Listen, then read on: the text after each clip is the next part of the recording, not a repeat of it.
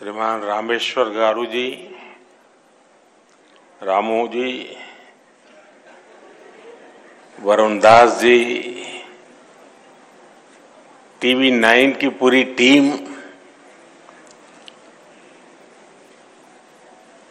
मैं आपके नेटवर्क के सभी दर्शकों का, यहां उपस्थित सभी महानुभावों का अभिनंदन करता हूं। इस समिट के लिए बधाई देता हूं। टीवी 9 नेटवर्क का विशाल रीजनल ऑडियंस है और अब तो टीवी 9 का एक ग्लोबल ऑडियंस भी तैयार हो रहा है।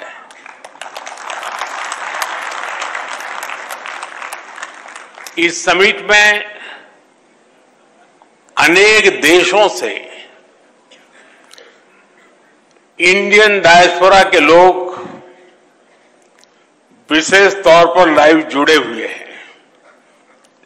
कई देशों के लोगों को मैं यहां से देख भी रहा हूं, वे लोग वहां से वेव कर रहे हैं। हो सकता है मैं सभी को शुभकामनाएं देता हूं। मैं यहां नीचे स्क्रीन पर हिंदुस्तान के अनेक शहरों में बैठे हुए सब दर्शकों को भी उतने ही उत्साह उमंग से देख रहा हूं। मेरी तरफ से उनका भी स्वागत है। साथियों, आज विश्व की दृष्टि भारत पर है, हमारे देश पर है।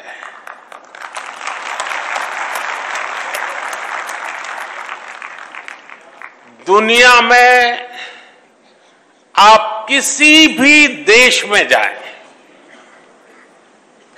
वहां के लोग भारत को लेकर एक नई जिज्ञासा से भरे हुए हैं। आखिर ऐसा क्या हुआ कि जो देश 70 साल में 11वें नंबर की इकोनॉमी बना, वो महज 7-8 साल में 5वें नंबर की इकोनॉमी बन गया।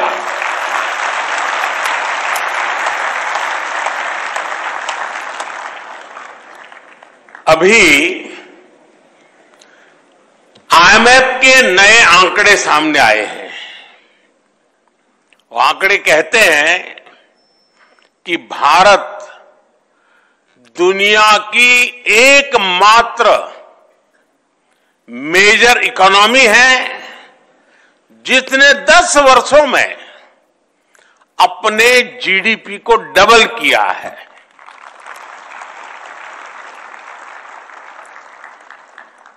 बीते दशक में भारत ने 2 लाख करोड़ डॉलर अपनी इकोनॉमी में जोड़े हैं। जीडीपी का डबल होना सिर्फ आंकड़ों का बदलना मात्र नहीं है, इसका इंपैक्ट देखिए। 25 करोड़ लोग गरीबी से बाहर निकले हैं और ये 25 करोड़ लोग एक नियो मिडिल क्लास का हिस्सा बने हैं। ये नियो मिडिल क्लास एक प्रकार से नई जिंदगी शुरू कर रहा है। ये नए सपनों के साथ आगे बढ़ रहा है, हमारी इकोनॉमी में कंट्रीब्यूट कर रहा है और उसको वाइब्रेंट बना रहा है। आज दुनिया की सबसे बड़ी युवा आबादी हमारे भारत में है। ये युवा तेजी से स्किल्ड हो रहा है, इनोवेशन को गति दे रहा है और इन सब के बीच भारत की फॉरेन पॉलिसी का मंत्र बन गया है इंडिया फर्स्ट।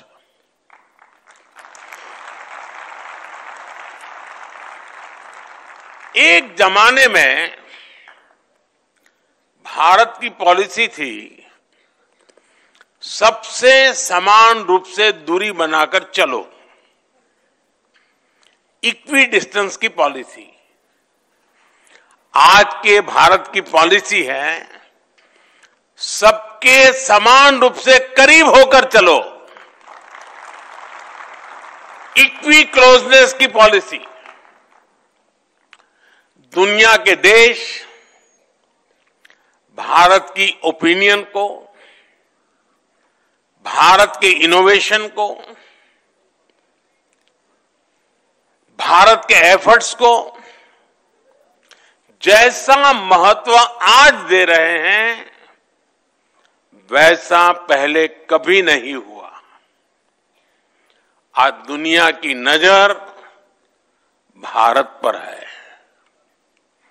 आज दुनिया जानना चाहती है what India think today.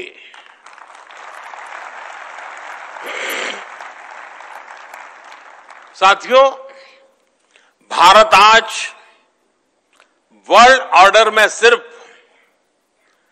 Participate ही नहीं कर रहा, बल्कि फ्यूचर को शेप और सिक्योर करने में योगदान दे रहा है। दुनिया ने ये कोरोना काल में अच्छे से अनुभव किया है।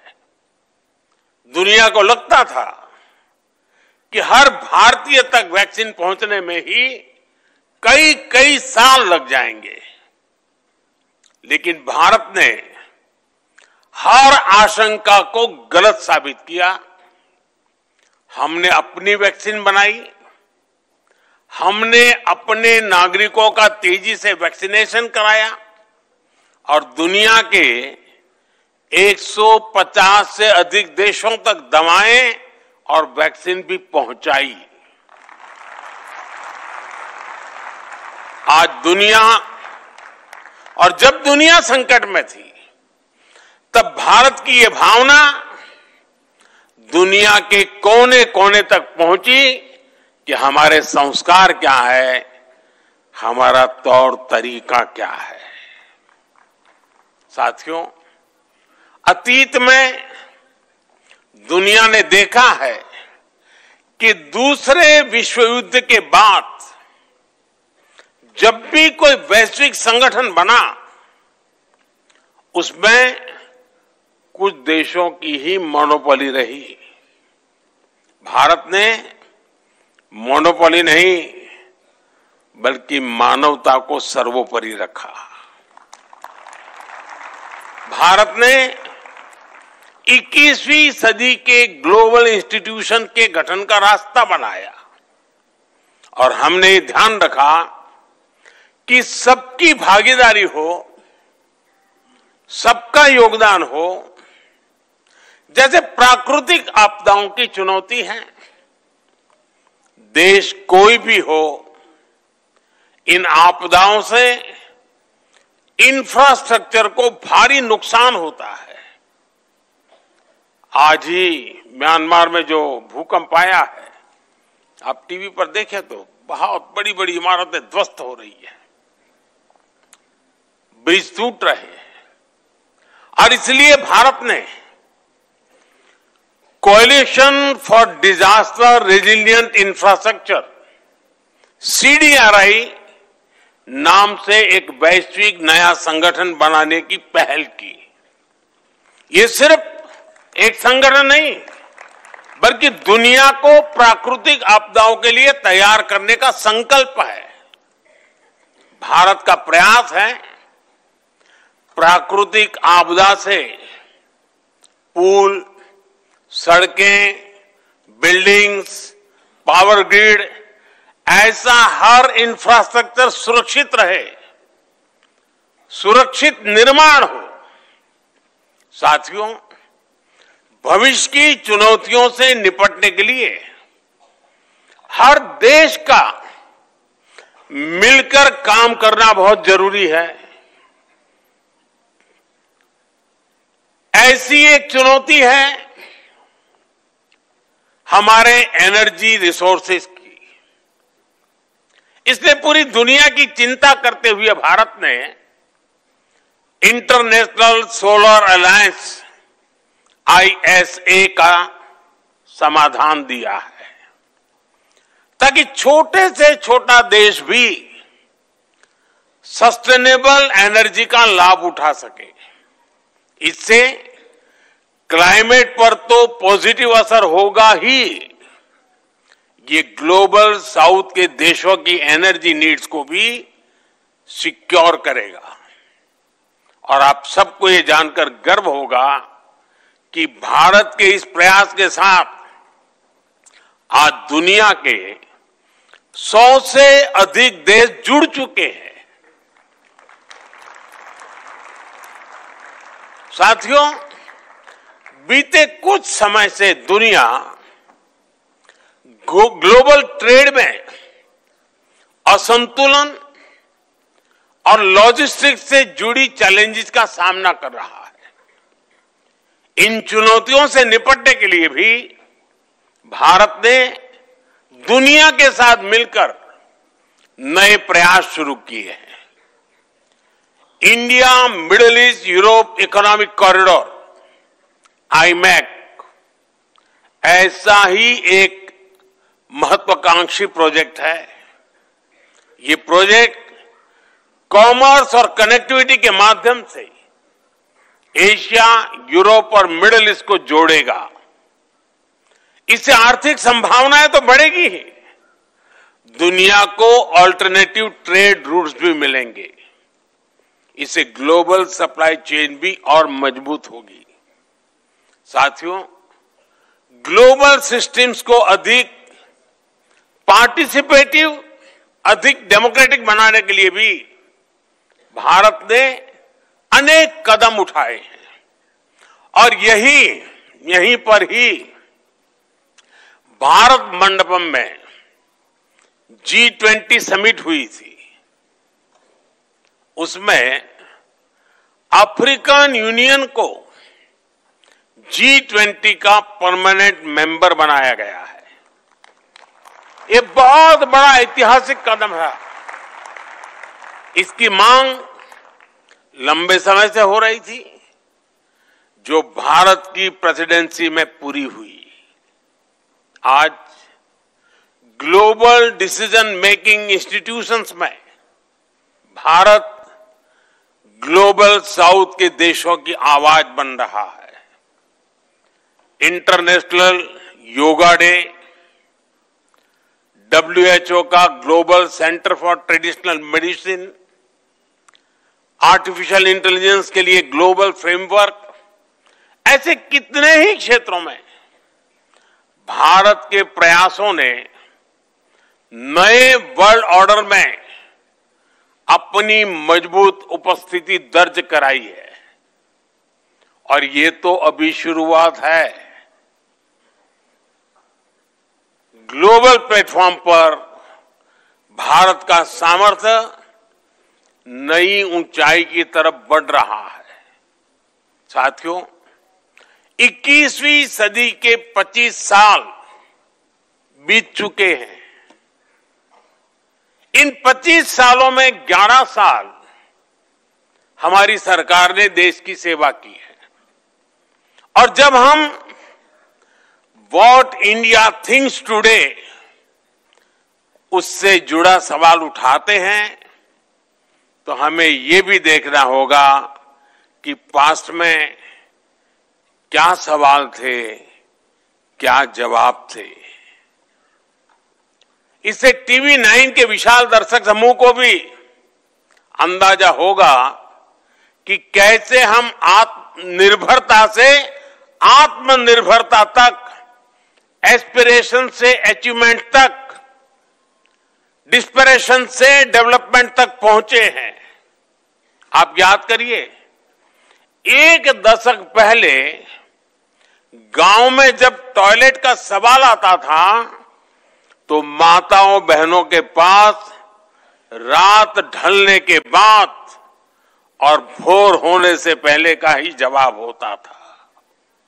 आज उसी सवाल का जवाब स्वच्छ भारत मिशन से मिलता है। 2013 में जब कोई इलाज की बात करता था तो महंगे इलाज की चर्चा होती थी। आज उसी सवाल का समाधान आयुष्मान भारत में नजर आता है। 2013 में किसी गरीब की रसोई की बात होती थी तो धुएं की तस्वीर सामने आती थी। आज उसी समस्या का समाधान उज्ज्वला योजना में दिखता है। 2013 में महिलाओं से बैंक खाते के बारे में पूछा जाता था तो चुप्पी साध लेती थी। आज जनधन योजना के कारण 30 करोड़ से ज्यादा बहनों का अपना बैंक अकाउंट है। 2013 में पीने के पानी के लिए कुएं और तालाबों के तक जाने की मजबूरी थी। आज उसी मजबूरी का हल हर घर नल से जल योजना में मिल रहा है। यानी सिर्फ दशक नहीं बदला बल्कि लोगों की जिंदगी बदली है। और दुनिया भी इस बात को नोट कर रही है, भारत के डेवलपमेंट मॉडल को स्वीकार रही है। आज भारत सिर्फ नेशन ऑफ ड्रीम्स नहीं बल्कि नेशन दैट डिलीवर्स भी है। साथियों, जब कोई देश अपने नागरिकों की सुविधा और समय को महत्व देता है तब उस देश का समय भी बदलता है। यही आज हम भारत में अनुभव कर रहे हैं। मैं आपको एक उदाहरण देता हूं। पहले पासपोर्ट बनवाना कितना बड़ा काम था ये आप जानते हैं। लंबी वेटिंग, बहुत सारे कॉम्प्लेक्स डॉक्यूमेंटेशन का प्रोसेस, अक्सर राज्यों की राजधानी में ही पासपोर्ट केंद्र होते थे। छोटे शहरों के लोगों को पासपोर्ट बनवाना होता था तो 1-2 दिन कहीं ठहरने का इंतजाम करके चलते थे। अब वो हालात पूरी तरह बदल गया है। एक आंकड़े पर आप ध्यान दीजिए, पहले देश में सिर्फ 77 पासपोर्ट सेवा केंद्र थे। आज इनकी संख्या 550 से ज्यादा हो गई है। पहले पासपोर्ट बनवाने में, और मैं 2013 के पहले की बात करूं, मैं पिछली शताब्दी की बात नहीं कर रहा हूं। पासपोर्ट बनवाने में जो वेटिंग टाइम 50 दिन तक होता था वो अब 5-6 दिन तक सिमट गया है। साथियों, ऐसी ही ट्रांसफॉर्मेशन हमने बैंकिंग इंफ्रास्ट्रक्चर में भी देखा है। हमारे देश में 50-60 साल पहले बैंकों का नेशनलाइजेशन किया गया, ये कहकर कि इससे लोगों को बैंकिंग सुविधा सुलभ होगी। इस दावे की सच्चाई हम जानते हैं। हालत ये थी कि लाखों गांवों में बैंकिंग की कोई सुविधा ही नहीं थी। हमने स्थिति को भी बदला है। ऑनलाइन बैंकिंग तो हर घर में पहुंचाई है। आज देश के हर 5 किलोमीटर के दायरे में कोई न कोई बैंकिंग टच पॉइंट जरूर है। और हमने सिर्फ बैंकिंग इंफ्रास्ट्रक्चर का ही दायरा नहीं बढ़ाया बल्कि बैंकिंग सिस्टम को भी मजबूत किया। आज बैंकों का एनपीए बहुत कम हो गया है। आज बैंकों का प्रॉफिट 1,40,000 करोड़ रुपए के नए रिकॉर्ड को पार कर चुका है। और इतना ही नहीं, जिन लोगों ने जनता को लूटा है उनको भी अब लूटा हुआ धन लौटाना पड़ रहा है। जिस ईडी को दिन रात गालियां दी जा रही है, ईडी ने 22,000 करोड़ रुपए से अधिक वसूले हैं। ये पैसा कानूनी तरीके से उन पीड़ितों तक वापस पहुंचाया जा रहा है जिनसे ये पैसा लूटा गया था। साथियों, एफिशिएंसी से गवर्नमेंट इफेक्टिव होती है। कम समय में ज्यादा काम हो, कम रिसोर्सेज में अधिक काम हो, फिजूल खर्ची ना हो, रेड टेप के बजाय रेड कारपेट पर बल हो। जब कोई सरकार ये करती है तो समझिए वो देश के संसाधनों को रिस्पेक्ट दे रही है। और पिछले 11 साल से हमारी सरकार की बड़ी प्राथमिकता रहा है। मैं कुछ उदाहरणों के साथ अपनी बात बताऊंगा। साथियों, अतीत में हमने देखा है कि सरकारें कैसे ज्यादा से ज्यादा लोगों को मिनिस्ट्रीज में एकोमोडेट करने की कोशिश करती थी, लेकिन हमारी सरकार ने अपने पहले कार्यकाल में ही कई मंत्रालयों का विलय कर दिया। आप सोचिए, अर्बन डेवलपमेंट अलग मंत्रालय था और housing and urban poverty alleviation अलग मंत्रालय था। हमने दोनों को मर्ज करके हाउसिंग एंड अर्बन अफेयर्स मंत्रालय बना दिया। इसी तरह मिनिस्ट्री ऑफ ओवरसीज अफेयर्स अलग था, विदेश मंत्रालय अलग था। हमने इन दोनों को भी एक साथ जोड़ दिया। पहले जल संसाधन नदी विकास मंत्रालय अलग था और पेयजल मंत्रालय अलग था। हमने इन्हें भी जोड़कर जल शक्ति मंत्रालय बना दिया। हमने राजनीतिक मजबूरी के बजाय देश की प्रायोरिटीज और देश के रिसोर्सेज को आगे रखा। साथियों, हमारी सरकार ने रूल्स और रेगुलेशंस को भी कम किया, उन्हें आसान बनाया। करीब 1500 ऐसे कानून थे जो समय के साथ अपना महत्व खो चुके थे, उनको हमारी सरकार ने खत्म किया। करीब 40,000 कंप्लायंसेस को हटाया गया। ऐसे कदमों से दो फायदे हुए। एक तो जनता को हैरेसमेंट से मुक्ति मिली और दूसरा सरकारी मशीनरी की एनर्जी भी बची। एक और एग्जाम्पल जीएसटी का है।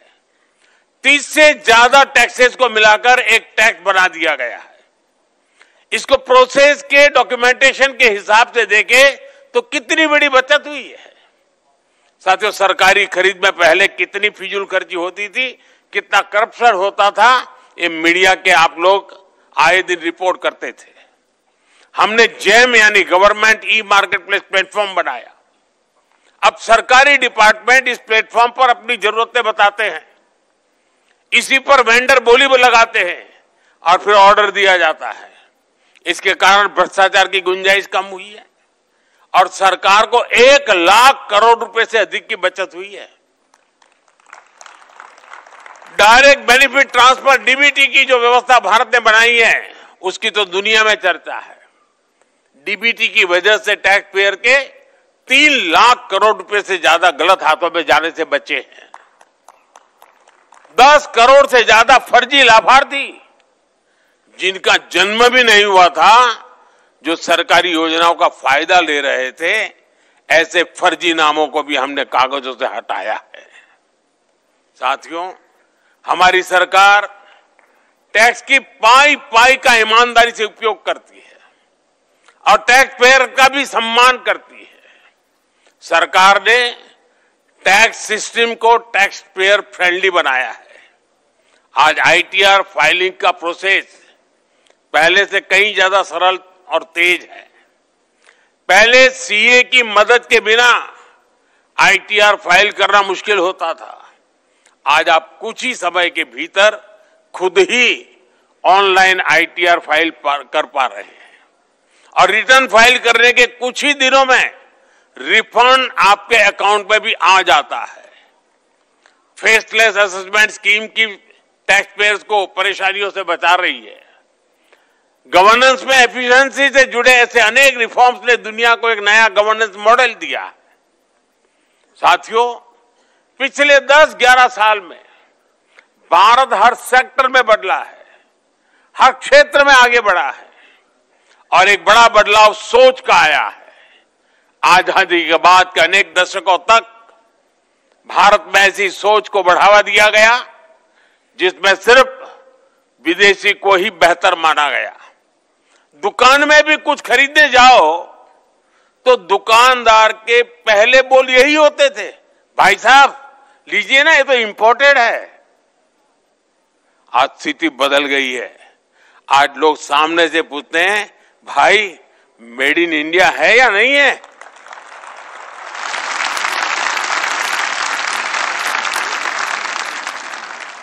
साथियों, आज हम भारत की मैन्युफैक्चरिंग एक्सेलेंसी का एक नया रूप देख रहे हैं।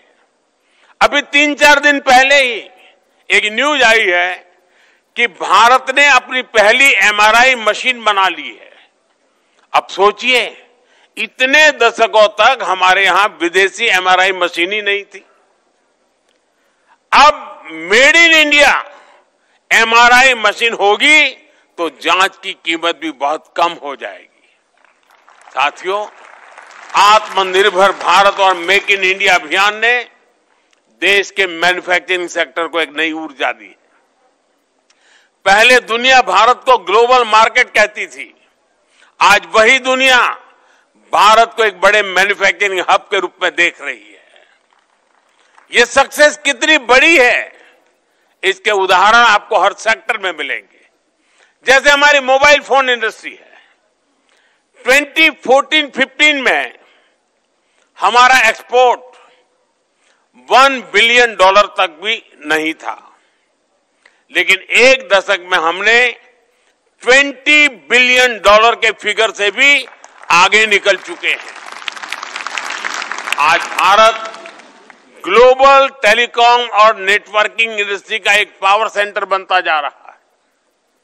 ऑटोमोटिव सेक्टर की सक्सेस से भी आप अच्छी तरह परिचित है। इससे जुड़े कंपोनेंट्स के एक्सपोर्ट भी भारत में एक नई पहचान बना रहे हैं। पहले हम बहुत बड़ी मात्रा में मोटरसाइकिल पार्ट्स इंपोर्ट करते थे, लेकिन आज भारत में बने पार्ट्स यूएई और जर्मनी जैसे अनेक देशों तक पहुंच रहे हैं। सोलर एनर्जी सेक्टर ने भी सफलता के नए आयाम गढ़े। हमारे सोलर सेल्स, सोलर मॉड्यूल का इंपोर्ट कम हो रहा है और एक्सपोर्ट 23 गुना तक बढ़ गया है। बीते एक दशक में हमारा डिफेंस एक्सपोर्ट भी 21 गुना बढ़ा है। ये सारी अचीवमेंट्स देश की मैन्युफैक्चरिंग इकोनॉमी की ताकत को दिखाती है। ये दिखाती है कि भारत में कैसे हर सेक्टर में नई जॉब्स भी क्रिएट हो रही है। साथियों, TV9 की समिट में विस्तार से चर्चा होगी, अनेक विषयों पर मंथन होगा।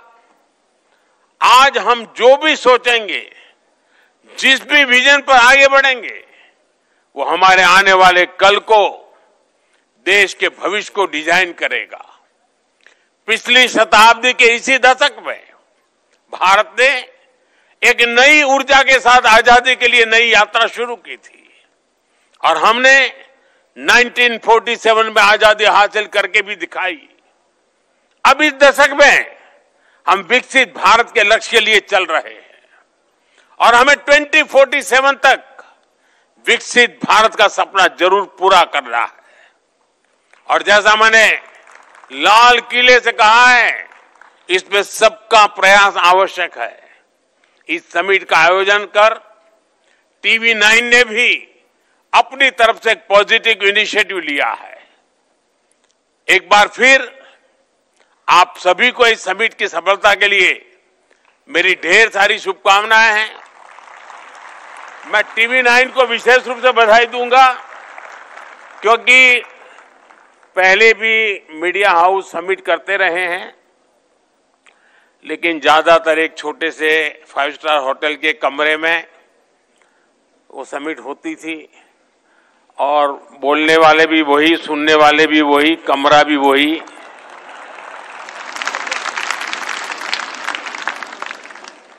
TV9 ने इस परंपरा को तोड़ा और ये जो मॉडल पेश किया है, 2 साल के भीतर भीतर देख लेना, सभी मीडिया हाउस को यही करना पड़ेगा।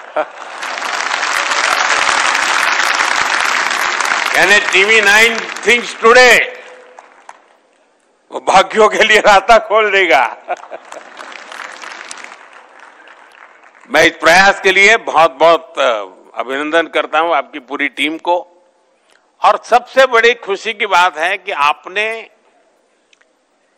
इस इवेंट को एक मीडिया हाउस की भलाई के लिए नहीं, देश की भलाई के लिए आपने उसकी रचना की। 50,000 से ज्यादा नौजवानों के साथ एक मिशन मोड में बातचीत करना, उनको जोड़ना, उनको मिशन से साथ जोड़ना, और उसमें से जो बच्चे सिलेक्ट होकर के आए उनकी आगे की ट्रेनिंग की चिंता करना, ये अपने आप में बहुत अद्भुत काम है। मैं आपको बहुत बधाई देता हूं।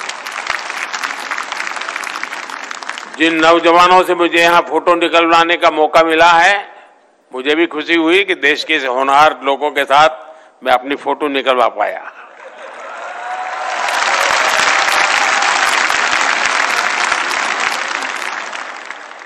मैं इसे अपना सौभाग्य मानता हूं दोस्तों कि आपके साथ मेरी फोटो आज निकली है।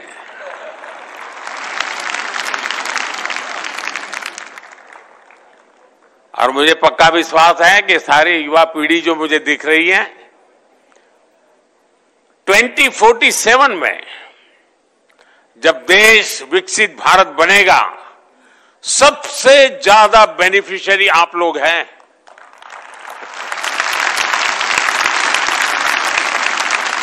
क्योंकि आप उम्र के उस पड़ाव पर होंगे जब भारत विकसित होगा, आपके लिए मौज ही मौज है।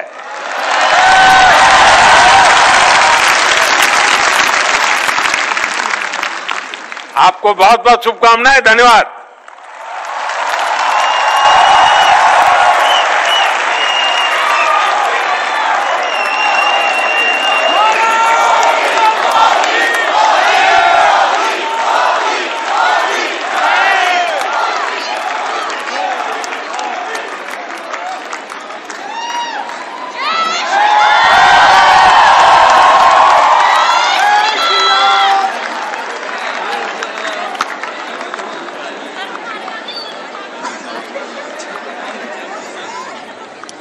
तर TV9 नेटवर्कच्या महामंचावर पंतप्रधान मोदींनी उपस्थितांशी संवाद साधला आणि त्यानंतर मंचावरून खाली